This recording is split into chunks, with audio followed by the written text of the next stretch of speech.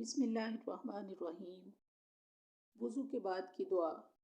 رسول اللہ صلی اللہ علیہ وسلم نے فرمایا، جو وضو کرے اور اچھی طرح کرے، پھر یوں کہے، اشہد ان لا الہ الا اللہ وحدہ لا شریک لہ واشہد ان محمدا عبدہ ورسولہ، اللہم اجعلنی من التوابین واجعلنی من المتطہرین، اشہد ان لا الہ الا اللہ وحدہ لا شریک لہ واشہد ان محمدا عبدہ ورسولہ، اللہم اجعلنی من التوابین واجعلنی من المتطہرین۔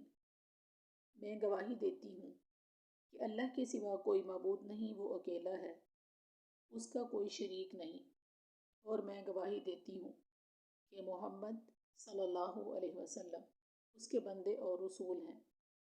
اے اللہ، مجھے توبہ کرنے والوں اور پاک رہنے والوں میں سے بنا دے، تو اس کے لیے جنت کے 8 دروازے کھول دیے جائیں گے، وہ جس سے چاہے جنت میں داخل ہو جائے۔